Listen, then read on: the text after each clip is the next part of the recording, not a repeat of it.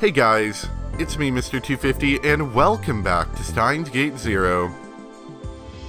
We last left off with Okabe, probably about to get shot. I was also told, once again I mentioned it, that I wanted to try to talk to Kurisu at some point, but it didn't let me, and I definitely pressed triangle, as I'm definitely doing right now. That's the button to pull up the phone.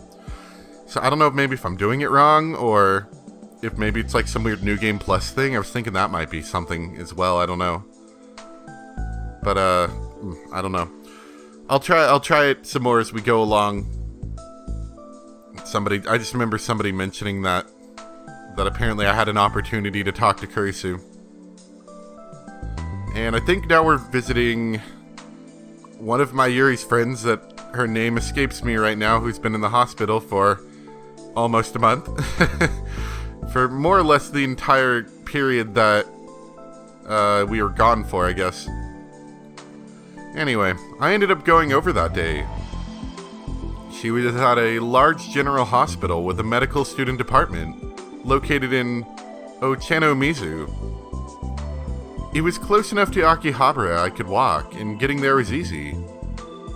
Since she might get the wrong idea if I went alone, I encouraged my Yuri to come with me. I hoped it would look like I was only coming as an afterthought. But it ended up being a bigger deal than I expected. When they heard that my Yuri was going, Yuki and Kaide decided to come too. Yeah, it was Fubuki, that's what it was. Evidently they'd all been to visit Fubuki several times before, and they knew exactly where she was located.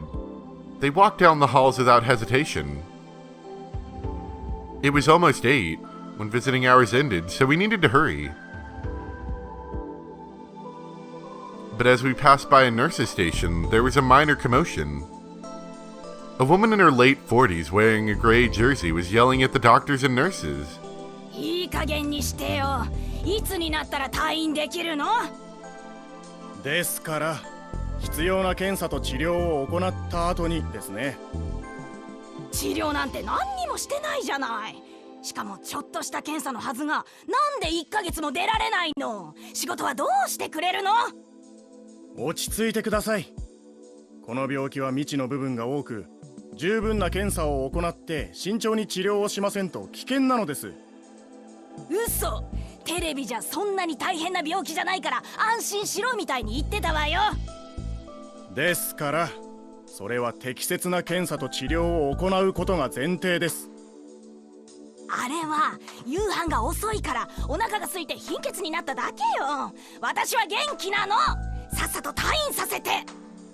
I was kind of wondering why it said impatient, and I was thinking, is that some term I'm unfamiliar with? And I realized they're making a joke that she's impatient. And she's a patient. At least I'd hope that the severity of that joke didn't pass them by. The woman was about ready to grab the doctor by the throat. Several female nurses held her back, then dragged her off somewhere with reassuring words.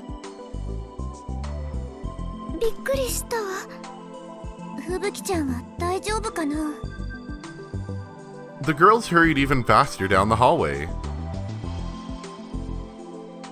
Fubuki was in a 4-person room at the very end of the hallway. We hesitantly peeked inside.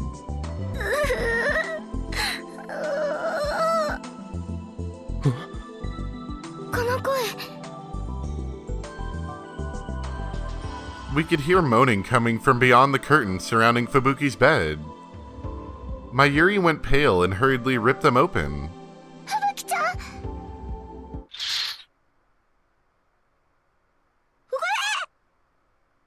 Fubuki made a strange noise and spun around as we came in.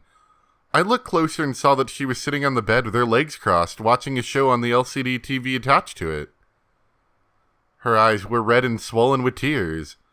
But given the fact that she had a stick of Pocky in her mouth, she was probably just crying over a soap opera.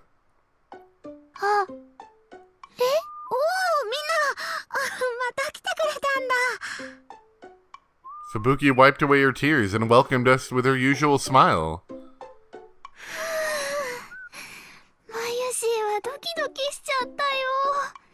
ふぶきちゃんが泣いてるって思って。I mean, she probably was crying, but, you know, not tears of pain. 紛らわしいんだから。ごめん。Even as she apologized, she tossed another chocolate-coated stick into her mouth. Her hair was tied up, and she was wearing some kind of headgear. At first I thought that it was just she was too lazy to do her hair, but evidently not. There were cords coming out of the headgear that were attached to a belt around her waist. Were they monitoring her brainwaves? As unobtrusively as possible, I took a look at the other patients around the room. They were all wearing the same headgear. They may have been giving it to all the encephalitis patients. ふぶきちゃん、ごめんね。みんなで押しかけちゃって。とんでもない。大歓迎だよ。それに、オカリンさんまで来てくれるとは思わなかった。Fubuki stared at me intently. She'd never done that before, so I started to wonder if there was something on my face. 俺と同じように倒れたって言うから気になってたんだ。具合は？全然平気。なんで退院できないのかほんとわかんないよ。毎日検査するだけで他には何にもやることないし、退屈で。しかもさ、病室って携帯禁止なんだよね。メールしたくてもロビーまで行かないとダメだし、夜9時になると勝手に消灯されちゃうから深夜アニメも見られないし、もう信じられない。Her bed was surrounded with portable game consoles, magazines, a miniature DVD player. Anything to stave off boredom. And given all the half-empty boxes of snacks, it was hard to believe the disease was as serious as they said on the news. オカリンさんは大丈夫なの？ああ、マユリにも言ったが、この通り、なんともない。そっか、よかった。She seemed truly relieved, but she was still staring at me. And suddenly Kaide started to fidget. Not only that, she blushed, then glanced at me, then almost started to cry. She was acting really weird. 楓ちゃん？どうかした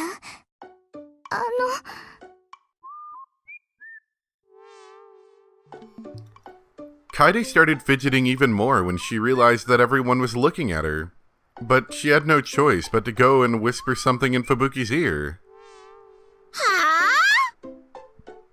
ふぶきちゃん、The other girls tried to quiet Fubuki down. This was a hospital, and there were other patients in this room. We couldn't make a fuss. だって皆さん、ちょっと聞いてくださいよ。ここにいらっしゃる来島楓さんってば、私とオカリンさんがみんなに隠れてこっそり付き合ってるんじゃないかって疑ってるんですよ。Now it was our turn to keep from shouting in surprise. 何を言い出すんだ？だってまゆりちゃんの話だと、今日ふぶきちゃんのお見舞いに行こうと言い出したのってオカリンさんなんですよね。それはまあそうだが。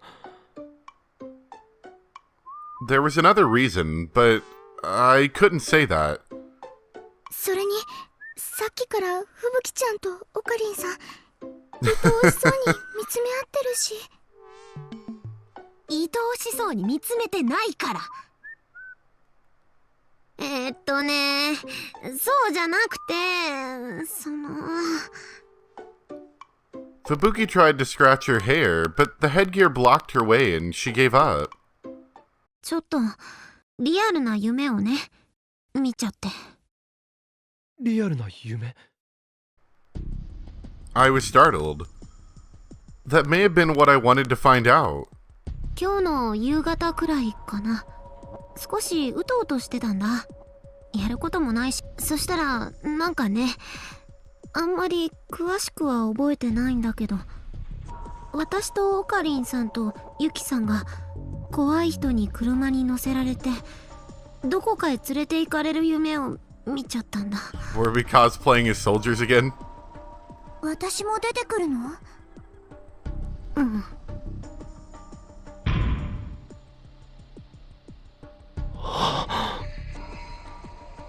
It was the same. That meant Fubuki had experienced the same things I'd gone through in the other world line. And this evening would have been the same time I was experiencing it. I peeked through the curtains to make sure that none of the hospital staff were around. みんな悪いが Oh, 中瀬さんと二人で話をさせてくれないか。 Okabe, you're perpetuating that rumor very highly right now. まさか。違うって。 I wasn't really sure how to handle that reaction. それはマユシーたちには聞かれたくないこと？病気のことについてなんだ。分かった。 Mayuri nodded and went outside the curtains. The other two looked bothered, but they followed her. 中瀬さん、君の話した夢なんだが、もしかして場所は沖縄じゃなかったか？え？そうだね。うん、多分沖縄だったと思う。車に乗ってる時にそういう看板を見た気がする。車に乗ってたのは俺と君、そしてユキさん、他に運転手と背の低い自衛隊の男。男の名前は下山。Fubuki suddenly went pale. A dream about being in a car in Okinawa could be written off as a coincidence. But knowing the exact name of the man in that shared dream was a different matter entirely. どうして？その男は君に白チュームの話をした。 And ロシアの大統領の Pushin? 話も。 Pushin? そして俺たちは米軍基地に連れて行かれた。そこでマユリたちと合流して俺とは別れた。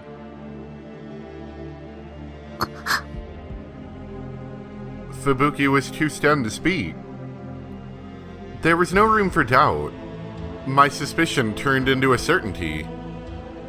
Fubuki had a stronger reading Steiner than most people, and remembered the other world line as a relatively realistic dream.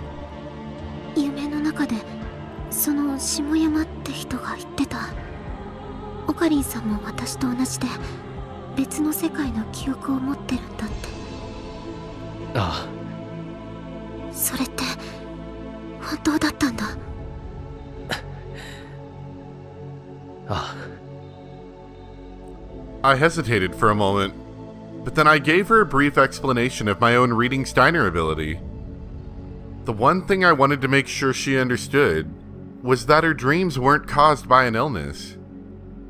But her reaction wasn't what I expected. だったら他にもいるかも。病気じゃない人。そうなのか？暇だからみんなとね、よく話をするんだ。自分の見た夢の話。それがものすごくそっくりでびっくりすることがあって。ついさっきもね、隣の部屋に入院してる小学生の子が言ってた。ここで仲良くなった子なんだけど、一度も行ったことないはずなのに沖縄にいる夢を見たって。戦争で東京が燃えちゃって自衛隊に助けられて沖縄へ逃げる夢だったって。そうか。 Oh no. If that was true, then it wasn't just Fubuki. there were other patients who were being kept in the hospital for no reason, who didn't have any kind of disease at all. お医者さんに話した方がいい？いや、とてもじゃないが信じてもらえるとは思えない。それどころか妄想がひど They're gonna dissect く you. 診断されたりでもしたら。そっか。他の人にもまだ黙っていた方がいい。騒ぎになったら大変だ。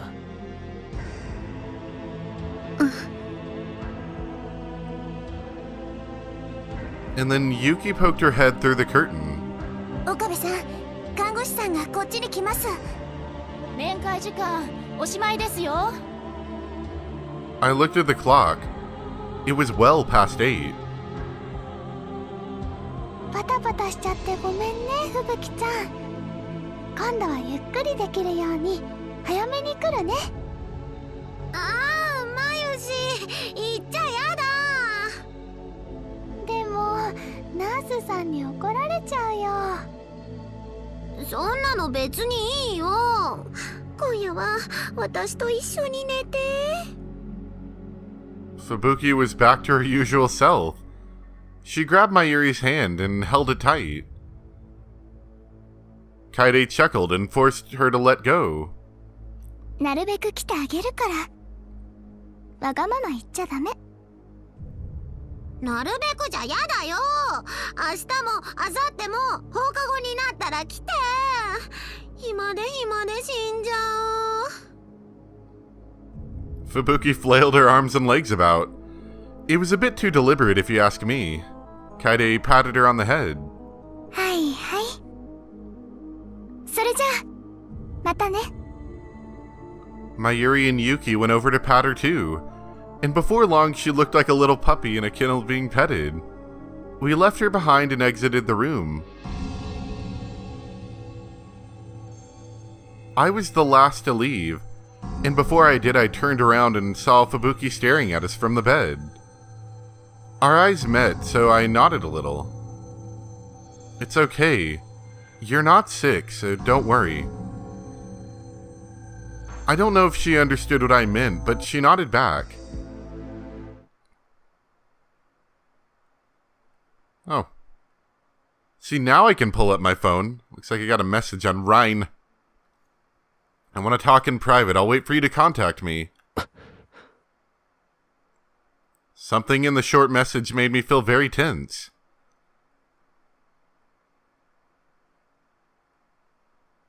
Was that a decision? I think that felt like that might have been a decision that I accidentally made. I'll have to look at that when I'm editing. Whoops. I hope that wasn't a bad decision. Anyway, let me see if I can talk to Kurisu. Yeah? Can't talk to Kurisu. It doesn't seem to let me talk to her unless I've got the time popped up. Although then again, I did have the time popped up in that one last scene. From last episode, so maybe I could have talked to Kurisu. I don't know. I thought I tried. Now it's killing me. Give me a sec. I gotta look to see if that was in fact a option that I just did. Okay, well never mind. It doesn't look like there's any story decision, like ending changing decisions to make today. After I said my goodbye to the others, I contacted Suzuha. She told me to come to the top of the radio building. When I arrived, she was standing silently on the dark roof. There was no trace of a smile on her face. Her eyes shone in the darkness, and as she glared at me, I felt a shiver run down my spine. This was not the Suzuha I was used to. Maybe this was her true self. Whatever she wanted to talk to me about, I was sure I wasn't going to like it. 悪かったね、オカリンおじさん。話ってなんだ? You want to talk to Kurisu? Apparently not. Nobody likes to talk to Kurisu. あ、うん。私はなんていうか、話の駆け引きとか上手な情報の引き出し方とかそういうの苦手でさ。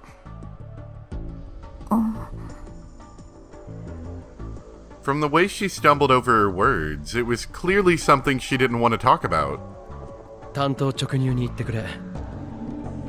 以前のお前なら多分そうしていただろう。そうだね。もしかして俺のこと気遣ってくれてるのか？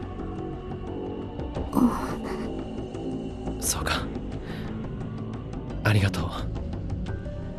別にそんなんじゃ。Suzuha got a little annoyed and tried to say something back to me, but ended up swallowing her words. 実は俺、最初はちょっとショックだったんだ。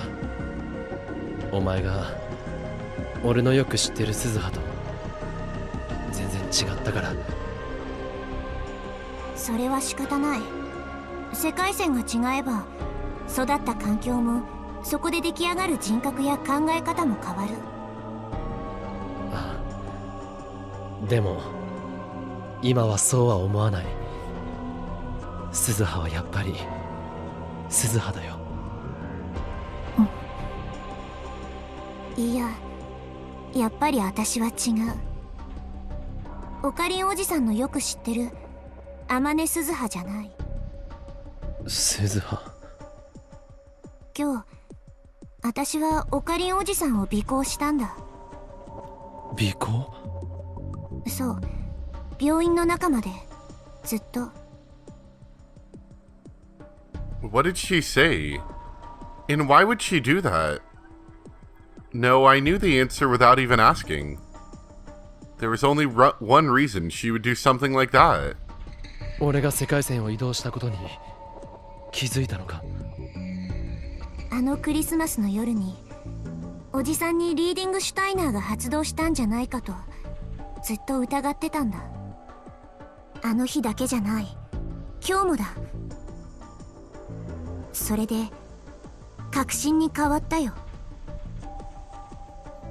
I deliberately avoided telling Suzuha that the world line had changed. It was obvious that she would react like this. 聞かせて。ここはもう前の世界線とは変わってしまったのか？聞いてどうする？いいから答えて。Oh, これは命令だ。岡部倫太郎。She'll shoot. I gulped as I saw her pull a gleaming pistol out of her jacket. It was aimed right between my eyes. 冗談だよな？冗談でこんなことはしない。It felt like Suzuha was trying to revert to who she was when I'd first come to the Beta World line. A woman who'd put her mission above everything else. She was so desperate it hurt to even look at her. What would happen if she shot me here? I imagined myself lying in the ground in a pool of blood. Blood. Ugh. In my mind, the image overlapped with Kurisu's dead body. I closed my eyes and grit my teeth, trying to avoid a flashback. I'd spent the last month trying to escape to Okinawa in the middle of a war, but I still wasn't used to having a gun pointed right at me. もう一度聞く。世界線は変動したのか？ここはもう以前とは違う世界なのか？ I'm sure being in war-torn Okinawa probably wasn't good for PTSD. But Suzuha's hands were shaking a little as she held the gun. That would have been unimaginable when she'd first come here from the future. Maybe she was ashamed of it, because she bit down on her teeth even harder.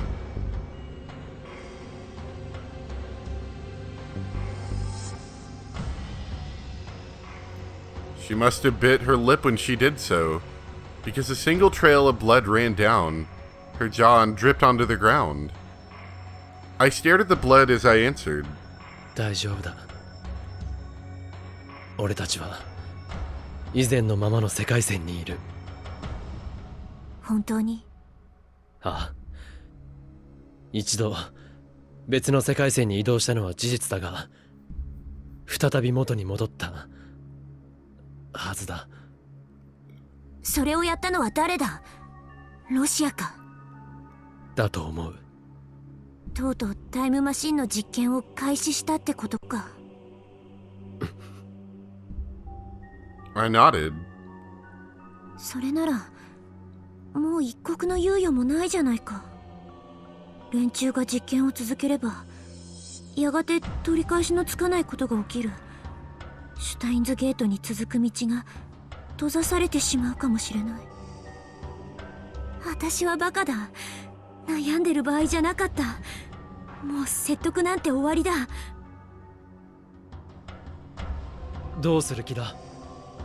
岡部倫太郎、私の命令に従ってもらう。一緒に7月28日に行くんだ。拒否したら？拒否なんてさせない。お前はいいのか？何？この世界線をなかったことにしてしまって。うるさい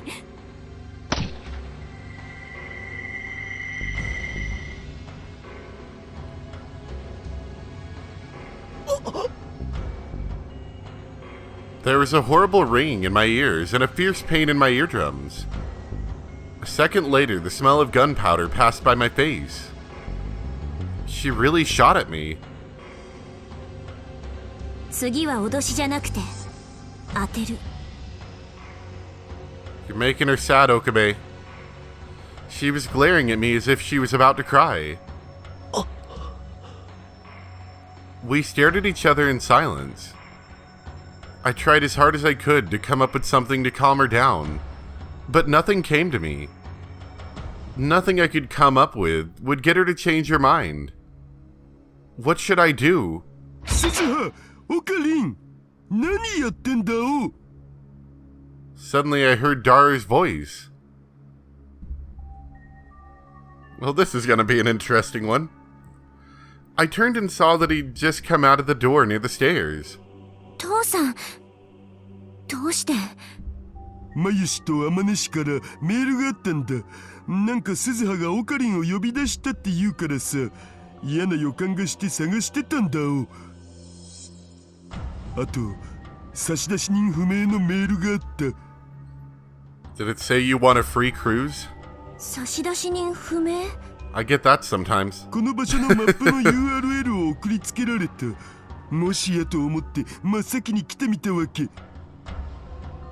そしたら銃声がしたからびっくりしたっつーの。Daru's whole body was covered in sweat. Even as he spoke, large beads were appearing on his forehead. He must have really hurried. で、鈴葉、その銃は何なん？いや、鈴葉は別に何も。何もなかったら銃なんて撃たないっしょ、上皇。ほら鈴葉、話してみるといいのだぜ。父さんだって本当は分かってるくせに。何が？世界線が変動したことだよ。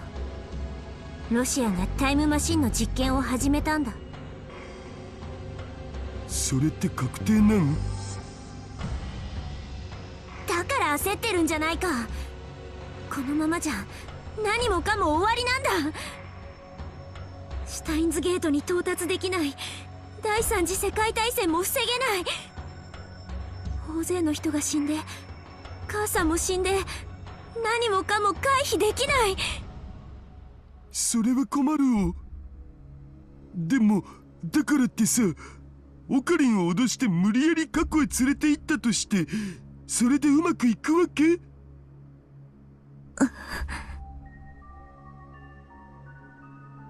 Daru's normally easygoing expression had suddenly turned serious.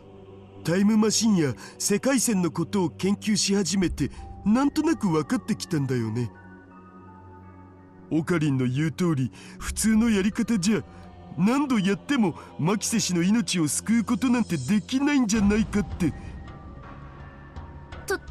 父さんまで何を言って。世界線のルールや因果率がそんな簡単に変えられるんなら、オカリンの言うアルファ世界線でマユ氏の命だって救えたはずっしょ。take a look at causality. The school of thought that says that all things have a cause and effect. This idea is at the core of relativity theory. However, it has been observed in the microscale world of quantum mechanics that causality does not always apply. じゃあどうしたらいいって言うんだ。 Daru brought his fist up to his chest. どうすべきかを僕らは研究してるわけっしょ。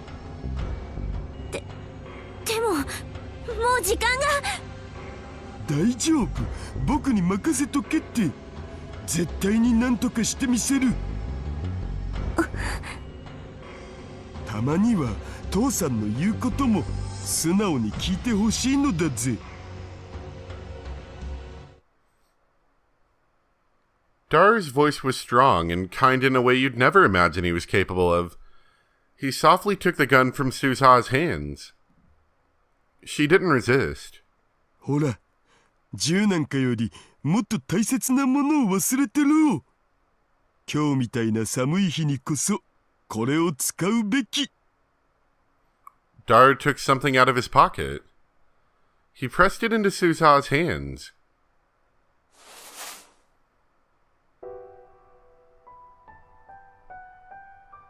It was a pair of handmade gloves. It was the present that Yuki had given her at the Christmas party. I remembered it well. 私 When he gave her the gloves, warm tears started to flow down her face. どうしていいのかわかんない。わかんなくなっちゃった。うん。助けて。父さん。助けて。お願い。Suza's shoulders shook as the tears poured down. I turned my eyes towards the time machine, a silhouette in the darkness.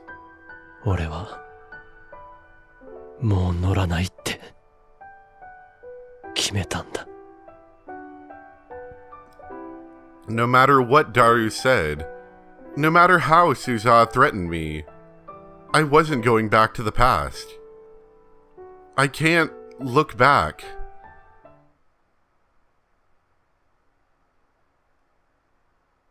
Oh, that's sad.